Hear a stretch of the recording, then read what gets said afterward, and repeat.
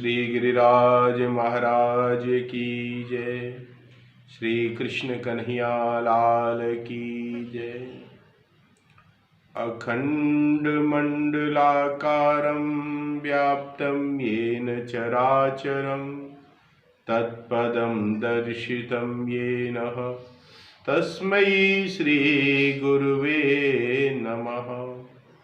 भक्ताविलासाचरितानुसारी दुग्धाधिचूरेण यशो विसारी कुमारिकानंदित घोष नारी मम प्रभु श्री गिरिराजधारी। बोलो कृष्ण कन्हैया लाल की जय। श्रीमद् भगवत गीता के सत्संग में हम और आप नित्य श्रवण कर रहे हैं। उसी क्रम में कल तक हमने द्वितीय अध्याय के द्वितीय श्लोक का भाव श्रवण किया। आज हम उससे आके तृतीय श्लोक में प्रवेश करेंगे। उसमें है कि कायरता आने के बाद अब क्या करें।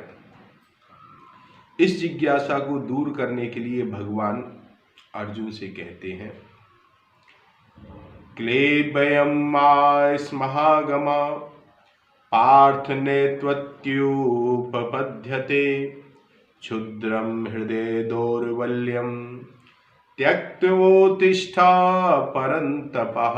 पार्थ, हे अर्जुन, यहाँ जो पार्थ शब्द भगवान प्रयोग करते हैं अर्जुन के लिए, वह प्रथा, कुंती को कहते हैं प्रथा। प्रथा कुंती पुत्र हैं। कुंती के पुत्र होने के कारण उनको पार्थ भगवान कहते हैं। और पार्थ संबोधन भगवान ने अर्जुन के लिए, इसमें प्रिय और घनिष्ठता घोतक शब्द है। ये गीता में भगवान ने 38 बार पार्थ शब्द का संबोधन किया है और अर्जुन के अन्य सभी संबोधनों की अपेक्षा पार्थ संबोधन का प्रयोग अधिक हुआ है। इसके बाद दूसरे नंबर पे कौन्तेय संबोधन हुआ है, जिसकी आवृत्ति कुल गीता में 24 बार हुई है। भगवान को अर्जुन से जब कोई भी विशेष बात कहनी होती है या आश्वासन देना होता है या उनके प्रति भगवान विशेष रूप से प्रेम उमड़ता है भगवान का अर्जुन के प्रति, तब भगवान अर्जुन को पार्थ कह करके संबोधित करते हैं, पुकारते हैं। इस संबोधन के प्रयोग से मानो वे स्मरण कराते हो कि तुम मेरी बुआ प्रथा कुंती के लड़के तो हो ही, साथ ही साथ मेरे प्यारे भक्त, प्यारे सखा भी हो। अतः मैं तुम्हें विशेष गोपनीय बात बताता हूं और जो कुछ भी कहता हूं सत्य तथा केवल तुम्हारे हित के लिए कहता हूं। पार्थ, क्लेप्यम अर्थात नपुंसकता को, मा स्मागमा मत प्राप्त करो, क्योंकि त्वयि तुम्हारे में एतत् यह ना उपद्यते उचित नहीं है। परंतपः, हे परंतप, क्षुद्रम हृदय दौर्बल्यम, हृदय की इस तुच्छ दुर्बलता को त्यक्त्वा त्याग करके युद्ध के लिए उत्तिष्ठ खड़े हो जाओ। पार्थ, माता प्रथा कुंती के संदेश की बात याद दिलाकर अर्जुन के अंतःकरण में क्षत्रिय और चित्त वीरता का भाव जागृत करने के लिए भगवान अर्जुन को यहाँ पार्थ कहते हैं। वे कहते हैं, उनका तात्पर्य है कि अपने में कायरता लाकर तुम अपनी माता की आज्ञा का उल्लंघन कर रहे हो, ये तुम्हें नहीं करना चाहिए। क्लेप्यम मा स्मागम, अर्जुन, कायरता के कारण युद्ध करने में अधर्म और युद्ध ना करने में धर्म मान रहे हो तुम। अतः अर्जुन को चेताने के लिए भगवान कहते हैं कि युद्ध ना करना धर्म की बात नहीं है, यह तो नपुंसकता है तुम्हारी। इसलिए तुम इस नपुंसकता को छोड़ दो, त्याग कर दो इसका, ये तुम्हारे लिए उचित नहीं है। नेत्वत्य ययुपपद्यते, तुम्हारे में यह हिजड़ापन नहीं आना चाहिए, क्योंकि तुम साधारण नहीं हो। कुंती जैसी वीर छत्राणी माता के पुत्र हो तुम, और स्वयं भी तुम कोई कायर नहीं हो, तुम स्वयं भी सूरवीर हो।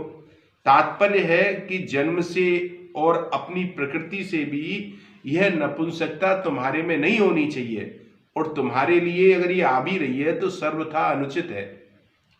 परंतप, तुम स्वयं परंतप हो, अर्थात शत्रुओं को तपाने में, शत्रुओं को भगाने वाले हो तुम।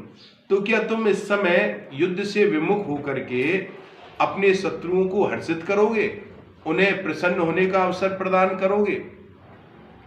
क्षुद्रम हृदय दौर्बल्यम त्यक्तवोत्तिष्ठता। यहाँ क्षुद्रम पद के दो अर्थ हैं महाराज। पहला कि यह जो हृदय की दुर्बलता है, इस तुच्छता को प्राप्त करने वाली है, अर्थात मुक्ति, कल्याण, स्वर्ग और कीर्ति देने वाली नहीं है। और प्रत्येक व्यक्ति जो भी कर्म करता है अपने कल्याण के लिए करता है, स्वर्ग के लिए करता है, अथवा इस संसार में यश कीर्ति के लिए करता है। और ये तुम्हारी नपुंसकता इन तीनों में से कोई तुम्हें प्रदान नहीं कराएगी। अगर तुम इस तुच्छता का त्याग नहीं करोगे तो तुम स्वयं भी तुच्छ हो जाओगे, क्योंकि अपना प्रभाव तुम्हारे ऊपर धीरे धीरे जमाएगी। और दूसरा भाव इसका यह है कि यह हृदय की दुर्बलता तुच्छ चीज है, और तुम्हारे जैसे सूरवीर के लिए यह तुच्छ चीज त्याग करना कोई बड़ी बात नहीं है। तुम इसे सहज में त्याग कर सकते हो अगर तुम चाह लो तो। तुम जो ऐसा मानते हो कि धर्मात्मा हूं, युद्ध रूपी पाप नहीं करना चाहता, तो ये तुम्हारे हृदय की दुर्बलता है। ये सत्य नहीं है कि तुम धर्मात्मा हो। ये जो विचार आ रहे हैं तुम्हारे अंदर, कुटुंब के मोह और हृदय की दुर्बलता के कारण ही आ रहे हैं। कमजोरी है ये तुम्हारे हृदय की। इसका त्याग करके तुम युद्ध के लिए खड़े हो जाओ, अर्थात अपने प्राप्त कर्तव्य का पालन करो जो तुम्हें इस जन्म में प्राप्त हुआ है। तो यहाँ अर्जुन के सामने युद्ध रूप कर्तव्य कर्म है, इसलिए भगवान कहते हैं कि उठो और खड़े हो जाओ और युद्ध रूप कर्तव्य का पालन करो। भगवान के मन में अर्जुन के कर्तव्य के विषय में जरा भी संशय नहीं है, बड़ा स्पष्ट है महाराज। वो जानते हैं कि कभी किसी भी दृष्टि से अर्जुन के लिए युद्ध करना ही कर्तव्य है। अतः अर्जुन की थोती युक्तियों की परवाह ना करके उनको अपने कर्तव्य के पालन करने के लिए चट आज्ञा दे देते हैं कि तुम पूरी तैयारी से युद्ध करने के लिए तैयार हो जाओ महाराज। इस बात का विस्तार और आगे चल के भगवान 31वें से 38वें श्लोक तक करते हैं। अब पहले अध्याय में अर्जुन युद्ध ना करने के विषय में बहुत सी दलीलें, युक्तियां दी। उन युक्तियों को तुच्छ कुछ भी आदर भगवान नहीं करते हैं। एकाएक अर्जुन को कायरता के दोष के लिए जोर से फटकार लगाते हैं और युद्ध करने के लिए खड़े होने की आज्ञा देते हैं। इस बात को लेकर अर्जुन भी अपनी युक्तियों का समाधान ना पाकर एकाएक उत्तेजित होकर बोलता है। इस चर्चा को हम पुनः करेंगे अगले श्लोक में।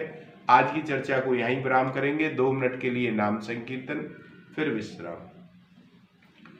राधे राधे गोविंद गोविंद राधे, राधे राधे गोविंद गोविंद राधे, राधे राधे गोविंद गोविंद राधे, राधे राधे गोविंद गोविंद राधे, राधे राधे गोविंद गोविंद राधे। बोलो गिरिराज महाराज की।